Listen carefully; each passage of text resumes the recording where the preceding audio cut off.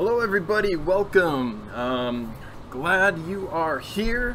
So it's your friendly fishmonger, Dan from dansfish.com.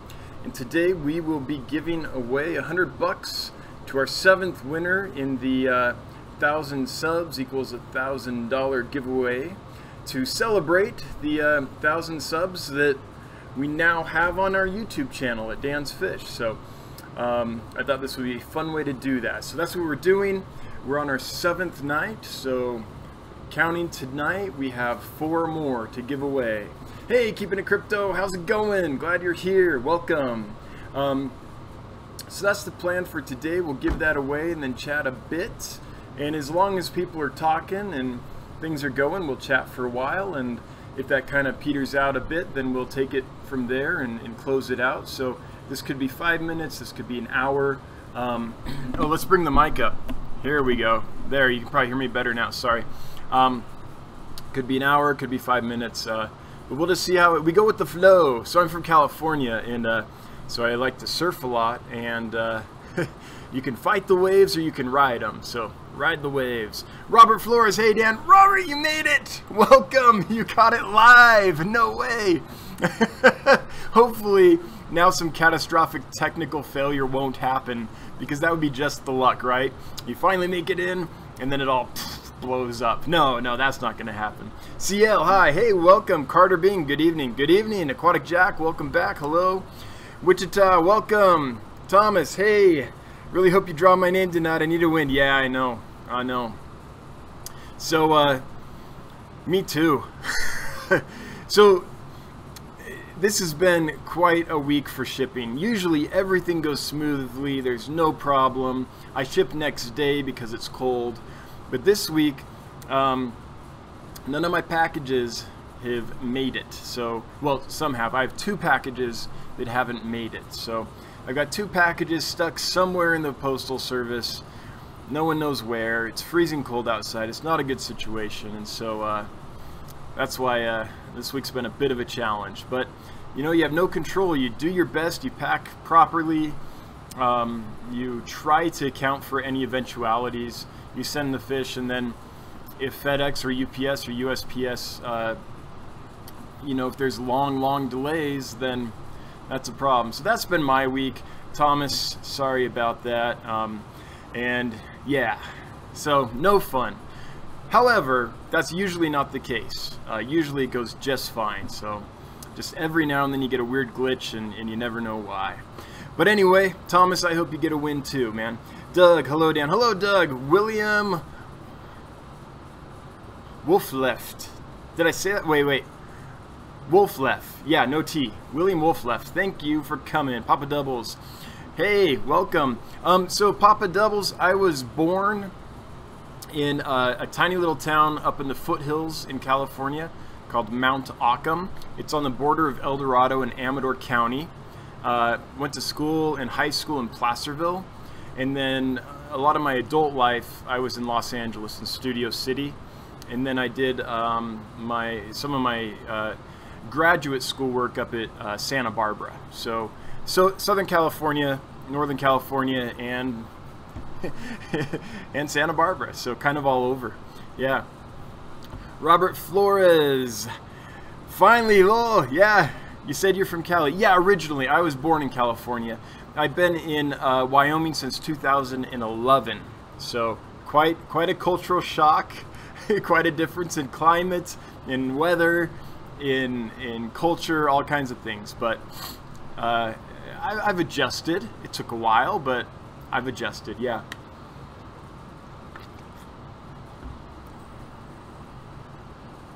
Aquatic Jack, please omit my name from the contest. I am temp housing for 60 days, so it'd be wasted on me. Oh, okay, good to know, Aquatic.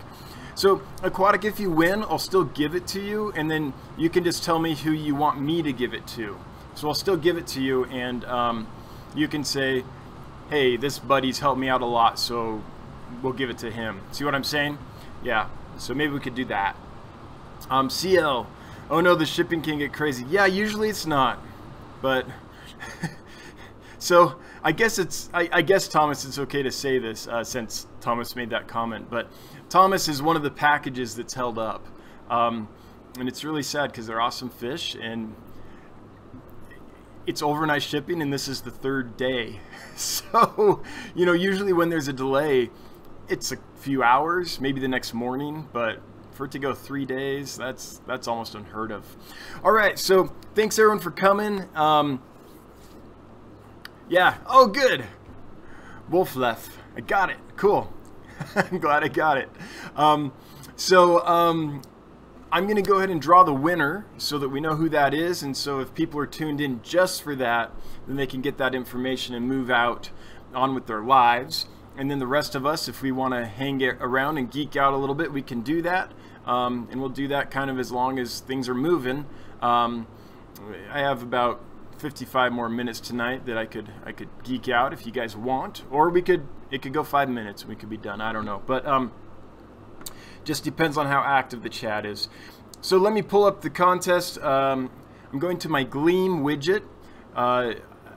I've said this on each video, and this is just for folks that don't already know this. So let me just explain the contest and the widget and how this works. So I hit 1,000 subs on my YouTube channel a couple weeks ago now, and to celebrate I wanted to do something fun. And so I decided to give away $1,000 worth of fish at dansfish.com to celebrate 1,000 subs. So what we're doing is 10 lucky winners will get $100 each of store credit at dansfish.com. Good for any of the fish that we have for sale on the site. And it's not good for shipping, it's not good for taxes, but it's good for all the fish. And so that's what we're drawing tonight. Tonight's the 7th winner. So including tonight, there's 4 more winners.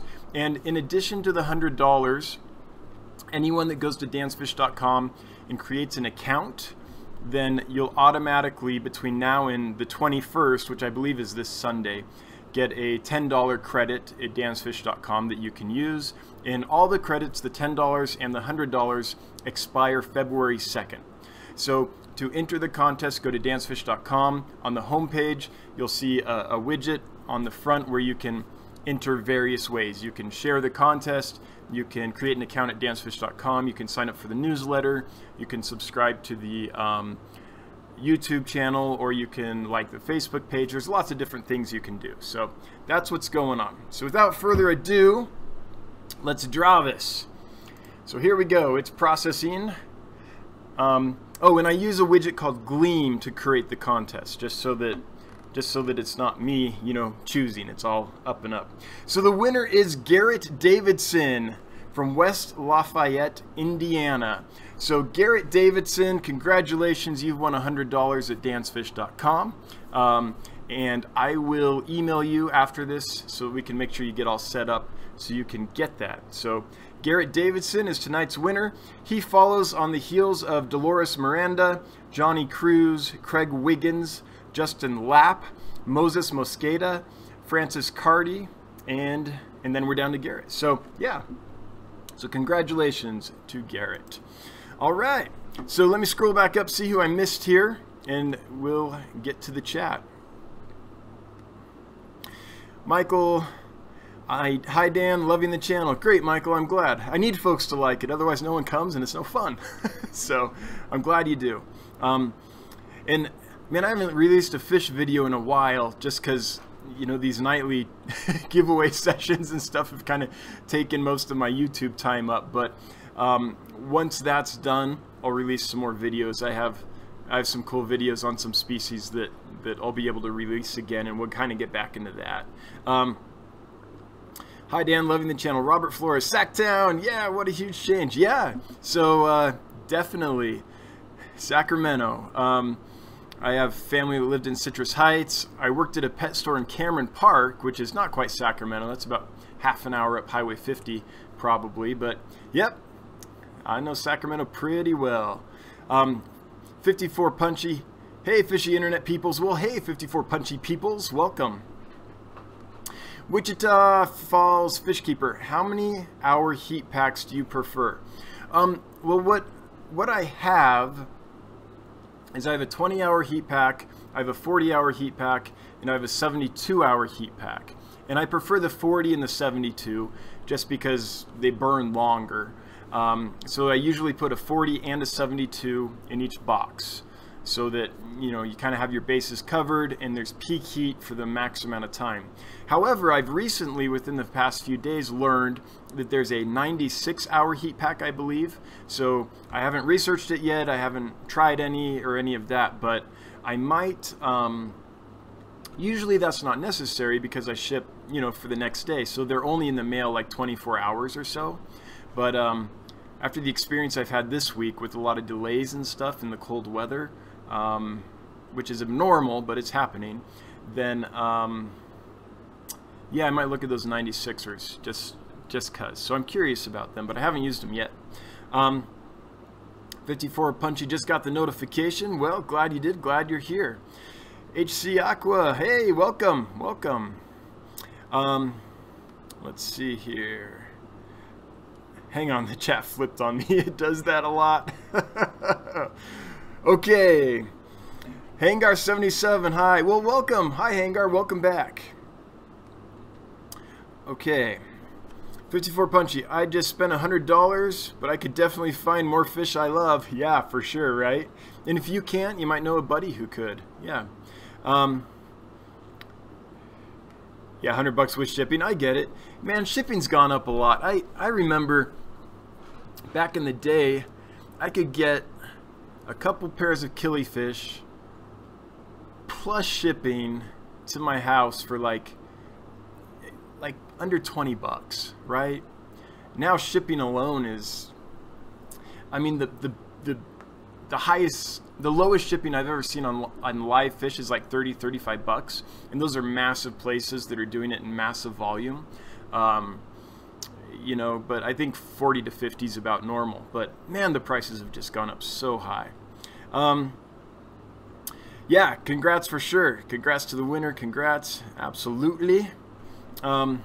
Aquatic Jack, it was USPS Aquatic, but I've had it happen very occasionally with FedEx and with UPS as well, and I think it's a numbers game.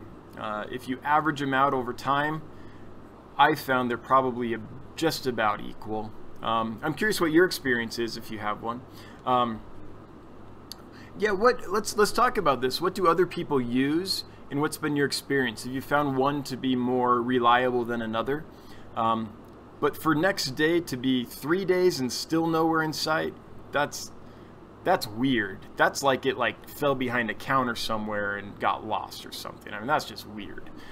Yep. Doug's Fish Adventure. Dustin Fish Tanks is live also. All right.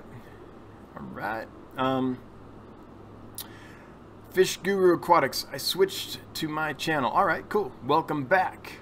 HC Aquatics, hi Dan's Fish. Do you have a video on incubating killifish eggs? I have a species, okay, that needs 4 to 6 month incubation period. What's the genus on that species? Let me look it up. By the way, if anyone's a fan of Dustin and wants to pop over to his channel, go right ahead. I won't be offended. I get it. I'm not, and it's not because I don't like him or anything, it's just I'm not a big plant guy. So if you're interested in plants and want to go learn about plants, Dustin's a great resource for that. It's not that I'm not a fan, I've been subscribed forever, it's just I'm not that into plants. I'm looking up this fish here. I don't recognize the species name. Oh, okay, Spectrolebia. So this is a South American annual killifish. I don't have a video on that, HC Aqua. I should make one. I don't have any annual species on me right now. I've raised a lot of them in the not too distant past, and I plan on getting them again here in the not too distant future, but I don't have any right now. Just without a video, what my experience has been is that it's about the consistency that you keep the peat moss at, like how wet it is. And so I've read really complicated processes of how to do it. I've read, you know, the consistency of pipe tobacco, or the Langdon system, which I believe is that Robert Langdon, which is a number scale like 1 to 10, I think, for wetness, with one end being saturated and the other being completely dry. So there's all these, but what I've found is that it's not that complex. what I do is I put peat moss in a container, and I'll put a couple inches of peat moss in there. And say the container is 4 inches high, I'll put 2 inches of peat moss in there because it'll get messy otherwise. And leave it in there for a week or two. And then I take it out, I'll pour it, kind of strain it out, and then I'll pour the peat moss into a towel or some kind of mesh if you have it, but a towel works great. And then I just wring it out pretty thoroughly. And when I'm done with that, usually the peat moss is about the right consistency. If it's a little too wet, then maybe I'll let it sit out on the towel for a little while.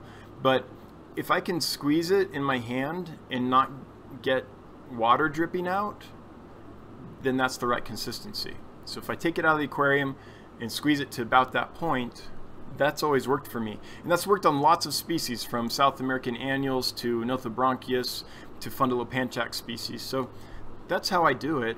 And then I put them in a Ziploc bag. I mark the species, I mark the date it was collected and the date it should hatch.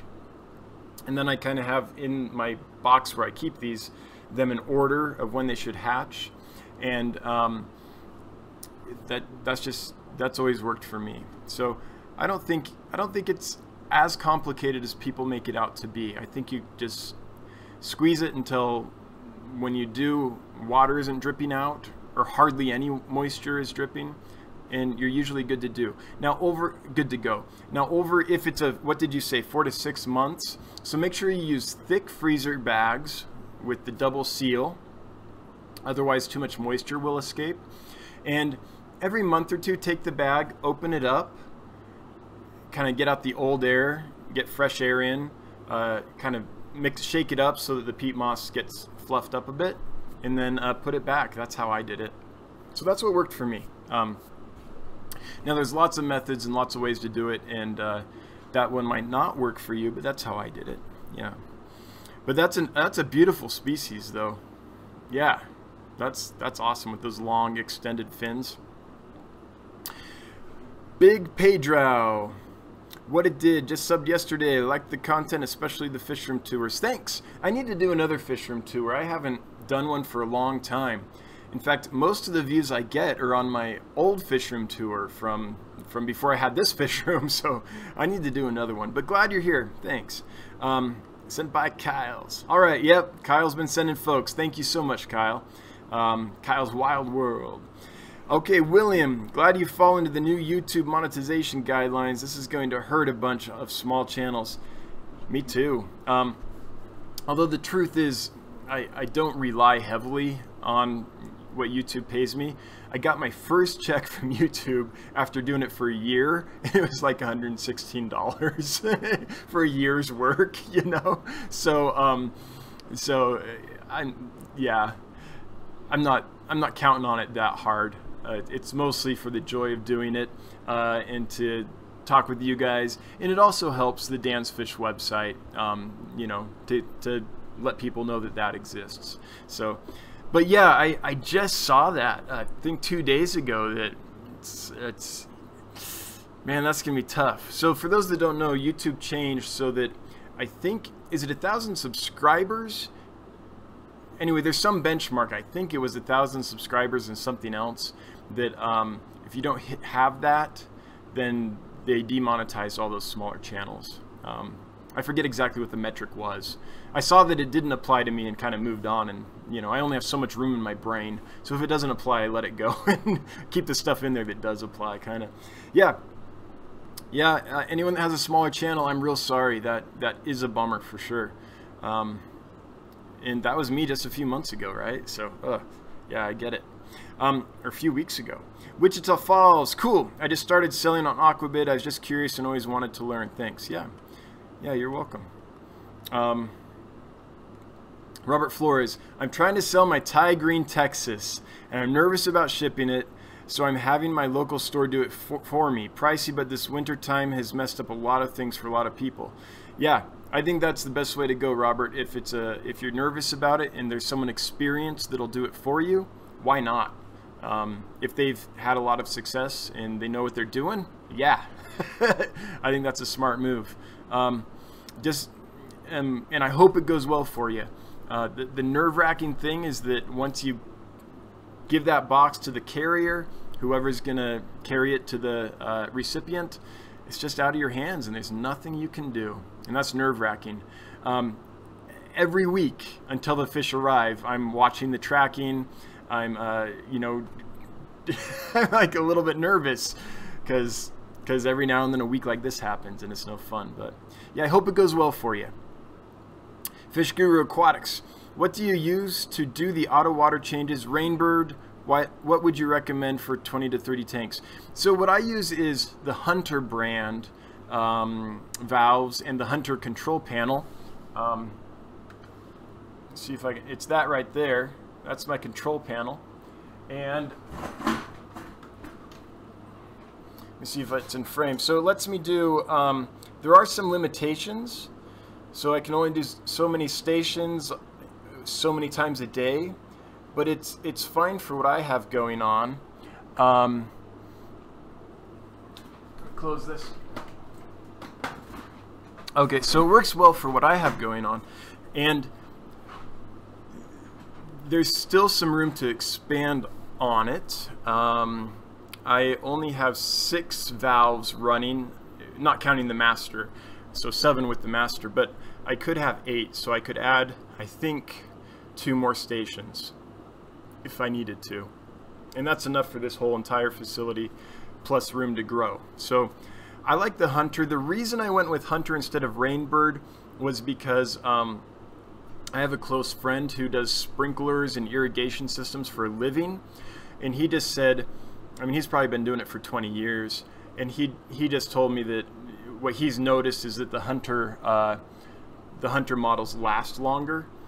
There was a Rainbird model that's commercial grade that he was like, you can go with Hunter or you can go with that one. That one's good too. But so what they had at Home Depot was the Hunter, and so that's what I used. So I think for, let's see here, for 20 to 30 tanks. Well, I guess my follow-up question would be this. What size are they? If they're all the same size, then you probably just need a master and a flow solenoid. And the master is just a fail-safe in case your valve fails on, so breaks down while it's still on. Then the master is a check valve, if you will, that will turn off even if the flow valve is on. So it just protects you from floods and things. But if they're all the same size, then you could get away with just one flow valve because you would change the same amount of water, I assume, in each aquarium. But if you have like a 55 gallon and a 10 gallon, then that gets a little tricky because if you let it go long enough to change enough water in the 55 gallon, you're wasting a lot of water and maybe changing too much water in the 10 gallon. So I guess I would decide what size tanks do you have and how many different flow levels do you want, and if that's like 4 or so, then you could do that with this Hunter system. 4 to 8 would work. If it's just like, oh, I only need 1, then you could go with a really cheap system, I think, like even a Rainbird or something. Yeah. One thing to be aware of if you use the Hunter valves is they're a high pressure valve. So I didn't know that when I first installed them, and so I put a pressure reduction, I forget what it's called, unit before the system, because I wanted to reduce the pressure so it didn't blow out like my feeding tubes from the PVC to the tank. And I did that, and then when I turned on the system, I got this horrible like boom, boom, boom, boom, boom, boom, boom vibration going on. And so I called the irrigation friend that I have, and I was like, what is going on? He's like, well, he walked me through it, and then it was the pressure reduction unit that I had before the water reached the valves. That was the problem. So if you use the Hunter system, don't try to reduce the pressure until after the system. So just a note there. Aquatic Jack, FedEx hasn't failed me yet. UPS, USPS have both in the past. Well, that's good to know. And like, what's the sample size for that? Is that like 5 with each carrier? Is that hundreds with each carrier? I'm just curious. HC Aqua, the full name is Spectrolibius. That's hard to say. Chacoensis. I think I'm saying that right. Yeah, Spectrolibius. 54 Punchy. I just lost your comment. Here we go. I sent some shrimp via USPS to my son. Tracking said they were delivered a day late. Nothing. My son went to the post office the next day, and they were still sitting in the back room. Man, thankfully they were fine. Well, I'm glad. I'm glad there was a happy ending. I'm not too hopeful for this week for a happy ending for the fish for a couple of the boxes I sent, but could get lucky. I don't know. Stranger things have happened, but well, I'm glad that those shrimp worked for you. Yeah, looks like there was a glitch in the office there with someone checked them off and forgot to send them out or something. I love seeing moss carpet floors. Yeah, absolutely. I assume you're talking about like in an aquarium having a carpeted floor. Yeah, that's awesome. HC Aqua, thanks so much for that explanation. Awesome. Yeah, glad it helped. Anything else you want to know? If I can help, I'm happy to. There's a lot of things I don't know, and I just say, ooh, I don't know. Well, what I usually do is I talk a little bit and then realize, yeah, I really shouldn't be answering this question, and say I shouldn't be answering this question. 54 Punchy, do you have any live food cultures for sale? I'm looking for grindle worms, my culture crashed, and bean beetles. Oh, shoot. I don't have grindle worms. I do have some bean beetles, but they're spoken for. I decided that I wasn't going to continue with the bean beetles, and so there's a local guy who has reptiles and raises like cockroaches and super worms and what else? Like I think even like waxworms or something like that. And so I called him and was like, hey, do you want the bean beetle cultures? And so I think they're going to him. So I'm sorry. All I have right now are vinegar eels, micro worms, banana worms, fruit flies, and then, you know, I hatch a lot of brine shrimp as well. I don't think I'm missing any, so I can't help you out right now. I'm sorry. And I've been playing with the idea of selling them, and maybe I will, but honestly, I'm having it's taking up enough of my time and energy to keep up with the fish orders and things that the idea of adding a whole nother level is just, right now it's just overwhelming. So that's why I didn't. I do know though that you can get bean beetles on eBay. That's where I got mine. You can get fruit flies on eBay. You can get micro worms, or wait, you wanted grindle worms. You can get those on eBay or on Aquabid. So those might work for you. Wish I could help you, but I can't. 54 Punchy, I'd love to add some to my order before it gets sent next week if you do have some. Yeah, I'm sorry, I don't. I literally just got rid of the bean beetles. And it's just, they took, if I only had a tank or two, it'd be great, but they took so long. Their life cycle is long. Like the adults lay the eggs, and then the adults die, and then the eggs hatch and the larvae eat the beans, but it took several weeks for them to cycle through each generation, and so that's kind of what called it for me. In the same amount of space, I can grow thousands of fruit flies every week, so that's why I did it. They would be good though if you have the space. They're like a easy, no maintenance live food. So eBay is where I got them. Fish Guru Aquatics at Kyle. Okay, so, well, yeah, this is interesting. I tried to look up the Goodeids live bear last night, but nothing came up. I think I know the fish he was talking about, but I'd like to get the scientific name. Oh, which one was he talking about? Was he talking about a cracodon? Hang on, let me look. I think he was talking about a cracodon. Like Cracodon lateralis or one of the other ones. So hang on. This is the genus name. I'll put it in the chat for you. And if I remember right, he was talking about a species of cracodon. So this is a genus, not a species. But yeah, they're pretty awesome. William, yes, 1K subs and 4,000 hours of use. Yeah, so that's the new threshold for Aquabid to monetize. Yep, I think what's happening is I'm sorry, for YouTube to monetize. I think what's happening as YouTube gets more and more channels and more active, I think they're just like, man, how do we sort this and manage this and stuff? And so they're just kind of coming up with some hard guidelines that come out of nowhere. It's no fun. No fun for the small guy for sure. Marion Soden. Did I say that right? It's got to be Soden, right? Sorry, Marion. I'm sure it's Soden.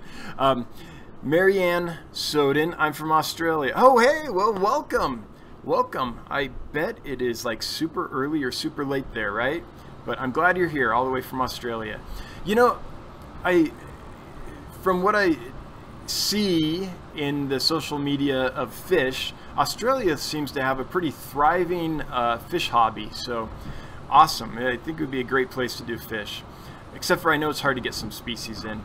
Flynn! Hey Dan, any experience with the disease columnaris? I've got it in my swordtail tank and I'm losing fish daily. They are slowly getting better, but I'm still losing fish.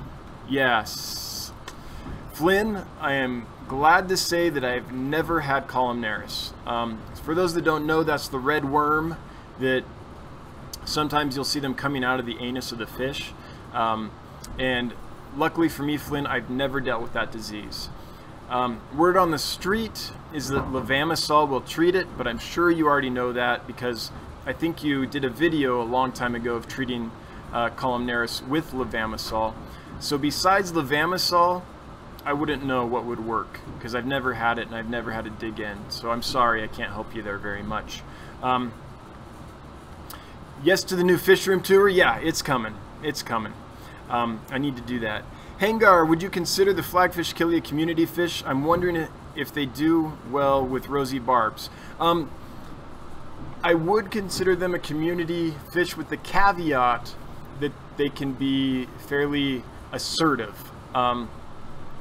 In fact, today I saw, so here's what I do. I use cherry shrimp when I incubate, if I incubate eggs in a large container with fry, as the fry are hatching, or with newly hatched fry, I use cherry shrimp because they'll eat like the food that the fry miss, and they won't hurt the fry of most species.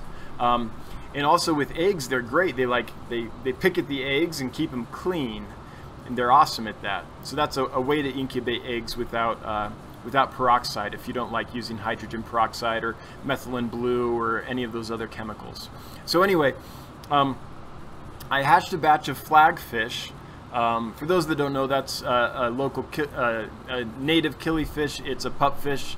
It's called Jordanelle floridae, and they're awesome, beautiful fish. So I hatched them, or I put it in with the fry after I hatched the batch, and then when I dumped those fry into the 30-gallon breeder to kind of get them bigger, he went in there with them. And today I was walking by the tank and I saw this group of 1/4 inch flagfish just grabbing at this cherry shrimp, and they've been together in that tank for like several weeks. So this is a new thing.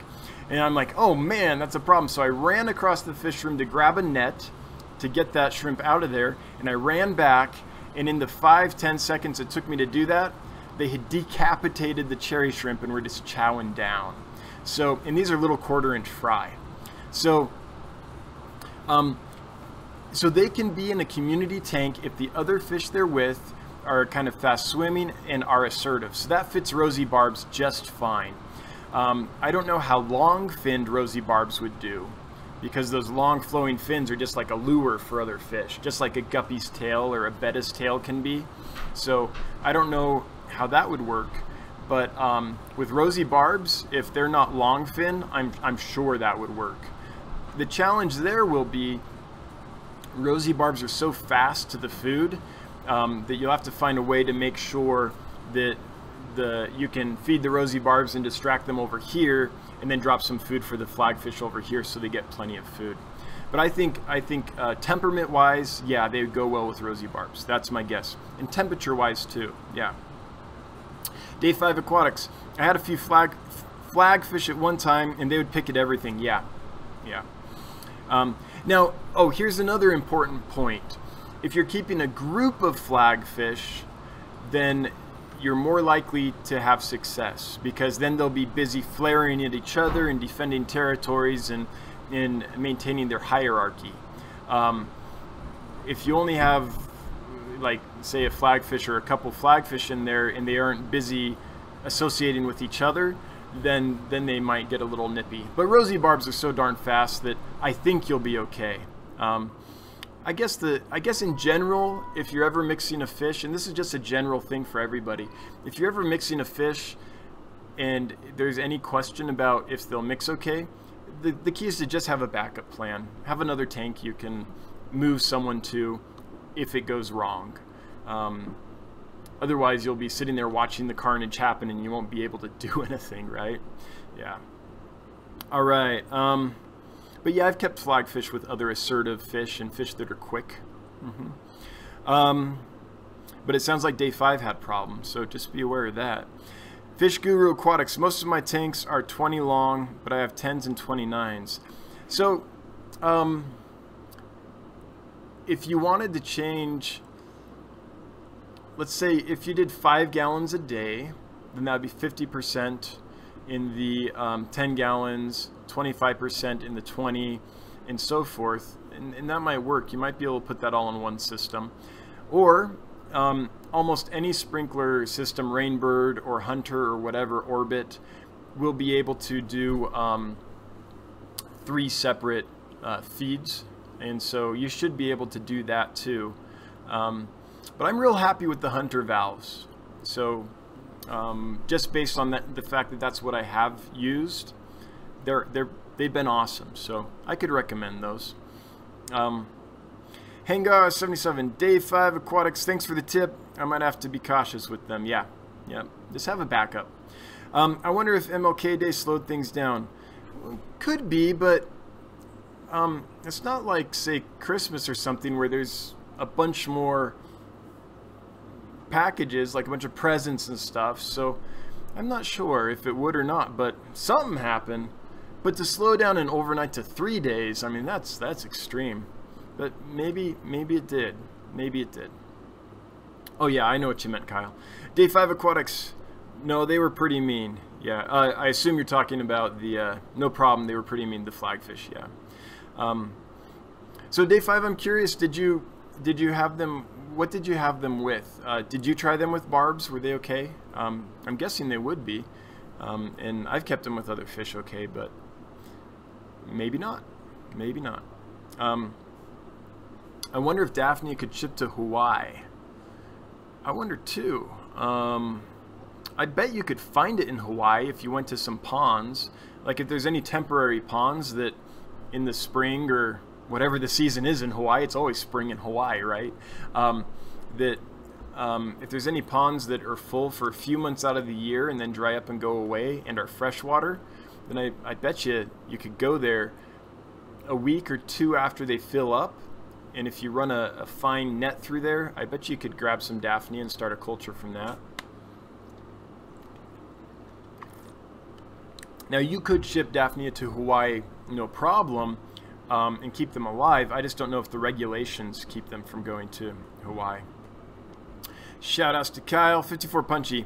Yeah, I have microworms and vinegar eels. Was looking for something a little bigger. Yeah, grindle worms are good. Yeah, I just don't have any. Oh, I missed Kyle. Kyle, I keep Greg Sage's line of griddles. Just got them going again a few weeks ago. So, Kyle, are those the are you keeping those at regular fish room temperatures? Are those the ones? Oh, griddles. Yeah, of course. I was thinking the white worms. Never mind. Yeah, the griddles you can keep at room temperature no matter which strain you have. Sorry about that. Got confused. Kyle's Wild World, HC Aqua. I would think so. They can be very hardy as long as they are shipped all right. Yeah, the Daphnia. Yeah, it's more I'm wondering about a legality thing. I know that Hawaii is pretty. They have some more regulated than a lot of other states on what they'll let into their state. So I would check that out. Fish Guru Aquatics. What were those live bears you mentioned last night, the scientific name? Those are Limia perugiae.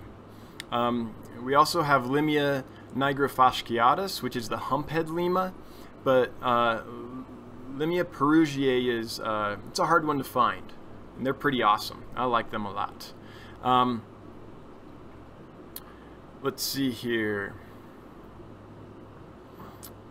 Where am I? There we are, HC Aqua. I need to look into, I only have access to Moena here, so the smaller species of Daphnia, right?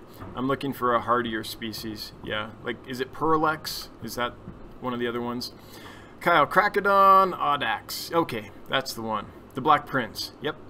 Yep. Alright. Hang on. Chat jumped. Cracodon. Fish Guru Aquatics. I feel bad now. Lol. Why? I missed the thread on that.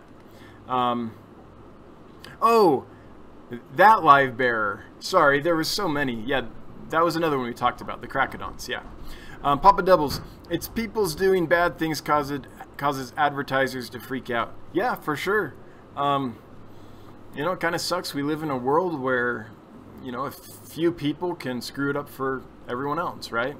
But that does happen, unfortunately, and we get, someone does something dumb, so we pass a policy or pass a law, and someone else does something dumb, and we pass a policy and pass a law, and pretty soon it's like, man, why can't I do that thing? Well, because 10 years ago some idiot abused that somehow. Yep, it's too bad. HC Aqua, gotta run. Thanks for the stream and awesome info. Thanks for being here, HC. Good to see you. Ziffo 707, Calumnaris are the worms. Yep. Oh yeah, Calumnaris is the bacteria. What did I pronounce it wrong? Hang on, I gotta go look now at Flynn's thing. Columnaris. Yeah, okay. Yeah, I see. So, so did I answer your question wrong, Flynn? I talked about the worms, right? And you're talking about a bacterial infection. Is that true? Oh, man, I got off on that one wrong. Camelinus and Columnaris. Yeah, sorry. I totally just got it wrong in my head. And Flynn, you were asking about Columnaris. Okay.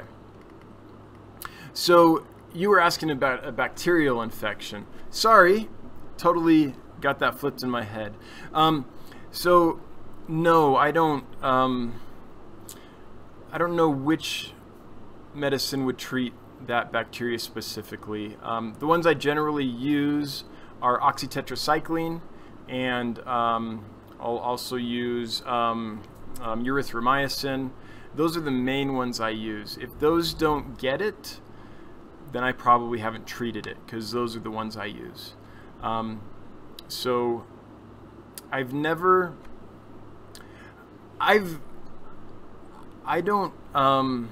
know that I could look at a fish and identify which infection it has when it comes to bacteria. Some I could, like I kind of generally know what Aeromonas looks like and some others, but I think it's really hard to identify the bacteria unless you have a slide and you stain it and, you know, do those things that vets do, which I don't have the equipment to do. I have some of the expertise because I used to work at an animal hospital, but I don't have the equipment, and I don't have that good of expertise because it was a small animal hospital, not a fish hospital. So I'm sorry, I don't have a lot of help for you there. Other than if you've already tried erythromycin, then it might be worth trying something else like oxytetracycline. I guess this is a good time to throw it out to the group. Have any of you successfully treated Columnaris bacteria? And if you have, what have you used? Maybe we could help Flynn out, since I totally botched that, thinking he was talking about Camelinus redworms. Yeah. Thank you, Ziffo, for bringing that to my attention, because I totally had that wrong earlier. Yep. Message was held for review. Holy crap, America. Whoa, whoa. Fish Guru. Yeah, I hear you. I don't think it's just America. I think it's everywhere, but yeah.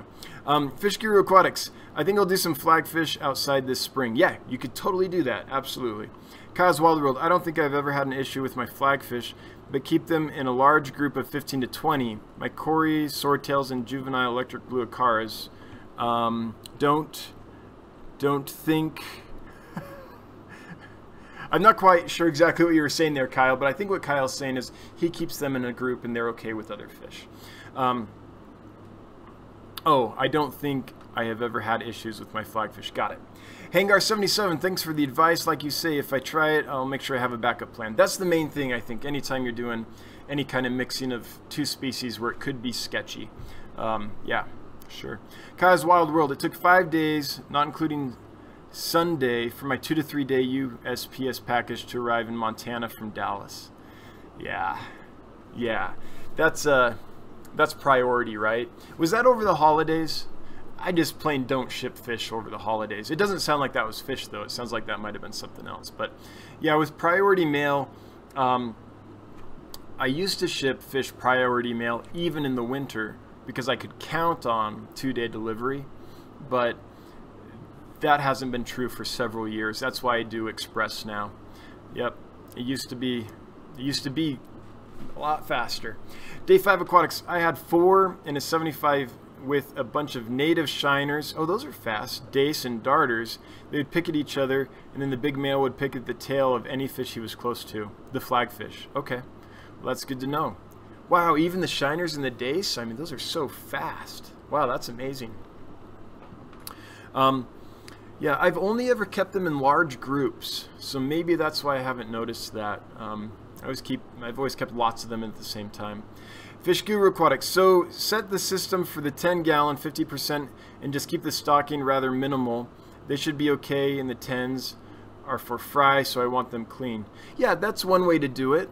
Although any controller that can do one system, one outlet, I imagine could control 2 or 3. So it might not be a question of having to do 1 or 2 or 3. It might be a question of one can also do 2 or 3. But yeah, that's one way you could do it. Set the 10s for the max you want to do, and then the others will still get a 25% water change, or a little more for the 30 gallons, 29 gallons, right? Yeah. And you know, a 25% water change every day, that's a good amount of water changes. A lot of people only do that once every week or 2, so that could really help. Kyle's Wild World, yeah, I keep them in my fish room. Greg Sage calls his grindles room temp white worms. Oh, okay, not sure why. Had me confused for a few weeks, but they are grindle sized. Okay. I thought he might have white worms that could actually go at room temp, and I would have been real interested in those, but yeah, they're grindles, so all right. 54 Punchy, I might have to see if I can get them from him. Thanks, Kyle. If you're talking about from Greg Sage, his reputation is stellar, so I would buy anything with confidence from Greg. All right. Kyle's Wild World 54. He's not had them for sale for a few months. Oh, okay. Yeah. One thing you might want to do, 54 Punchy, if you're trying to get the grindle worms, see if you can find a source that doesn't have mites with them. Some people don't mind. They're like, well, I just feed the mites too. But in my experience, the mites can get so bad they actually take over the culture and kind of suffocate the worms, or just outcompete the worms. So if you can, try to find out from the seller if they have mites or not. And if they do, most do, it might be worth doing something nuts and buying them from like Carolina Biological Supply or something like that, where they guarantee that they're mite free because they're kept in such sterile conditions. So just keep that in mind, that can be a problem. Another thing you can do with grindle worms is when you first get them in, if you put them in water, then the mites will float and the worms will sink. So you put them in some water, wait till they sink, and then you go in with a pipette and you suck them up off the bottom and squirt them into your starter culture, and that can help with the mite problem. It doesn't eradicate it completely in my experience, but it can help. So anyway, that's the issue with grindle worm cultures. It's mites. 54 Punchy, are you selling any starter cultures, Kyle? All right. And William, also lower aquarium temp to around 75 degrees. Oh, is that for, oh, we're talking about the bacterial infection. Okay, let's see here. Canaplex treats columnaris. Good to know. I had no idea if I've ever had columnaris. Bacteria are hard to diagnose since you need microscope and dyes. Yeah. If your fish are showing signs of columnaris, it might be fungal on top of bacterial. Yep. it's hard to tell. We guess so many times, right? And we just use a shotgun approach. It's like, oh, this medicine takes care of lots of stuff. Maybe it'll work on that. Unless you're a fish vet or have one locally, then that is the truth, unfortunately. Also, lower aquarium temperature around 75. I assume that's for the columnaris. Your local extension office can help you diagnose bacteria infections. You can also flub the details and say it's a stock pond. Oh, maybe I missed some chat. I'm not quite understanding exactly what that means. Kyle, that was over MLK weekend. It was 20 plus mystery snails. They made it, but I used a medical grade styrofoam box that I got from Greg Sage in a 72-hour heat pack. Yeah, well, I'm glad they made it. Mystery snails are pretty tough, so I'm glad they did. All right. Let's see here.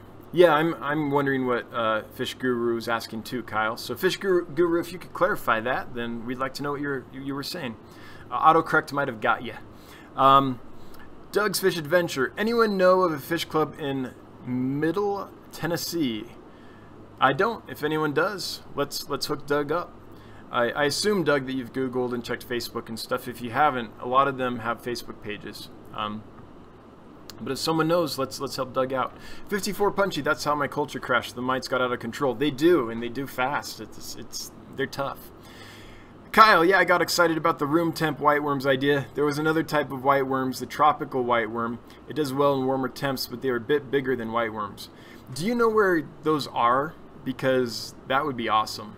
I imagine like adult rainbows just chowing down on whiteworms that I can grow room temperature, fish room temperature. That would be fantastic.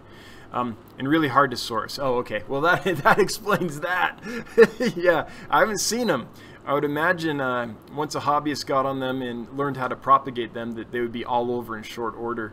But if anyone knows where you can get room temp whiteworms, I would love to get some. Fish Guru, yeah, they send it off to the lab and culture the bacteria. Oh, okay, yeah. So Flynn, that is something you could do. You could get in touch with the lab. If you Google fish veterinarian, there's a couple sites that'll give you lists of veterinarians that specialize in fish, and you might be able to find one that's somewhat local to you, local enough that you could send them a sample and they could diagnose it. Yeah, that's true, Fish Guru. That's a good idea. That's a good idea. And Flynn, sorry again that I totally misunderstood your question at first. I just got camelinus in my head and went with it. Sorry about that.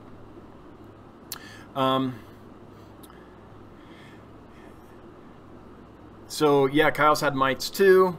In the red wiggler bin too. Greg Sage used redworms and springtails to control mites, which I tried, but they outcompeted the griddles. Yeah, springtails can be a problem too. Susie Q, hey all, welcome Susie. Glad you made it. So just so everyone knows, going to go for about 10 more minutes, and then we'll cut it down for the day. We'll be back tomorrow. But I want to go tuck in my kids before they go to bed, read them a story, you know, do the dad thing. So, all right, 54 is going to maybe try for some red wigglers. That's awesome. Doug's Fish, I've looked around and it seems the closest is Alabama. Oh, man. That's too bad. How far a drive is that? I imagine that's pretty far for you. Maximus, who got the grand prize? The grand prize went to someone named Garrett Davidson. Max, Garrett Davidson won. Let's see, or just prize. Yeah, so, man, Max really wants to know. Seriously, who won? Garrett Davidson won. Doug, I think there was a club, but there's no more in Nashville. That's too bad. Chop up night crawlers for my bettas, and they love them, but red wigglers may work better. Yep, they sure do. If you're not squeamish, worms are awesome for small fish. Kyle, lol, I found the tropicals in England once, brought them, and they didn't make the trip. Bummer. In June. Yeah, the heat maybe. But there's a guy on eBay that has them. Great. Does he call them tropical whiteworms? Is that what I searched for in eBay? Because I'm going to be doing that, I think. Rich Andy. Hey, Dan. Well, hey, Rich. Welcome. Or Andy. Rich Andy. Welcome. Maximus. Seriously, who won? Okay, answered that. Carter Bing. Have a good evening, all. Thanks, Carter, for hanging out. You too. Have a good one. Fish Guru. extension offices here in Oklahoma will test for bacteria in your stock ponds and fish farms. Oh, okay, good. Are those like wild fish and wildlife offices? Is that what that is? I know Flynn's from Canada, but there might be a similar system up there. Kyle's Wild World 54. Red wigglers are very easy to breed. They breed and grow fast. Yeah, and they can take fish room temperature too, from what I understand. I haven't tried them, but that's the word on the street. Lumpy Dog in the house. Well, hey, Lumpy Dog, welcome to the house. CL, have a good night. Thanks for a good stream. Thanks for hanging out, CL. Appreciate it. Do you know of any expos coming on this year? Asked Doug. Yeah, tons. What kind of fish are you interested in? Because there'll be live bear associations, there'll be killifish associations, there'll be several just general fish gatherings and things like that. So if there's a specific fish you're interested in, let me know and I can probably tell you about a club for it, for some of them. Okay, Kyle's clarifying about the white worms, called tropical white worms. Yeah, David Ramsey's the man when it comes to culturing worms. That's true, Kyle. Yes, the Department of Agricultural and Wildlife. So what Fish Guru is saying is that there are extension offices from Agriculture and Wildlife that and they'll test stock ponds, so you can test aquarium fish apparently and get to know which strain of bacteria you have so you can treat it more successfully. It's a great tip, Fish Guru. William, big fish deal is coming up. Yep. I know that with Fish Fam, the Chicago Aquatic Experience has been kind of the center stone kind of expo fish show type thing that people have been kind of pushing and going to. Big fish deal. Is that in Pennsylvania? I think somewhere over there on the East Coast. Yeah. All right, guys, we've reached because I can talk. We've reached the end of chat. Glad that you're all here. I'm gonna, I think, call it and go do some dad time with the kids. Thanks for all being here. Congratulations again to our winner, who was, I have to look it up again to make sure I get it right, Garrett Davidson. Congratulations, Garrett. And we'll be back tomorrow, 7 o'clock Mountain Time tomorrow, to announce winner number 8. And so there's 3 more winners, 8, 9, and 10. And man, I hope someone in the chat wins so we can celebrate with you. Right? All right. Well, thanks again, everybody. Have a great night, and I will catch you later.